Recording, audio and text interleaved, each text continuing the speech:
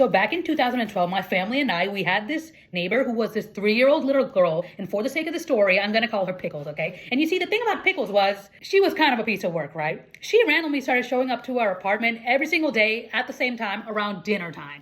And at first we were like, oh, she's a 3-year-old. I mean, how bad could she be? I mean, she's so cute, right?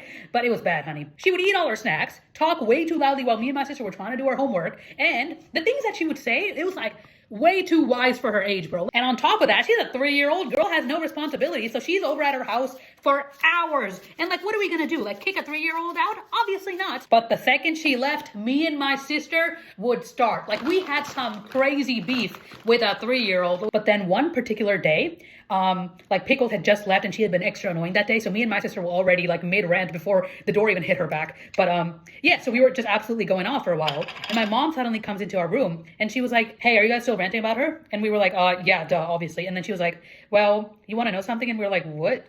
Like, why are you interrupting us, woman?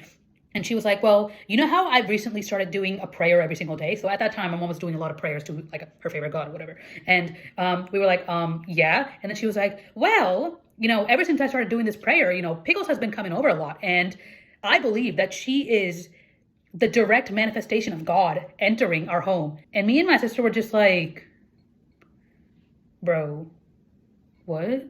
And she was like, well, think about it, you know. So ever since I started, she's been coming over exactly at dinner time, which is God testing us to see if we will help someone in need. And I was like, what do you mean in need? Her apartment's down the hall. Her mom's been screaming for her to come home for the past 20 minutes. She is not in need. She does not need to be fed by us.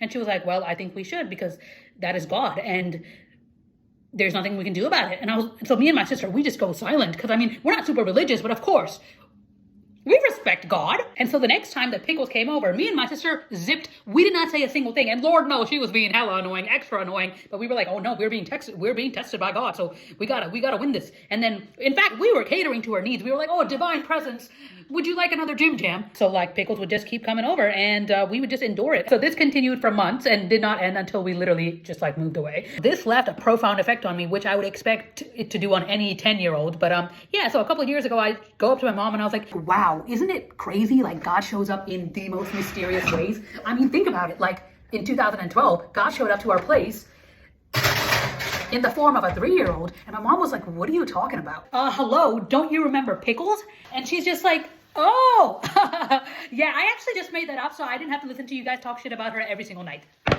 What?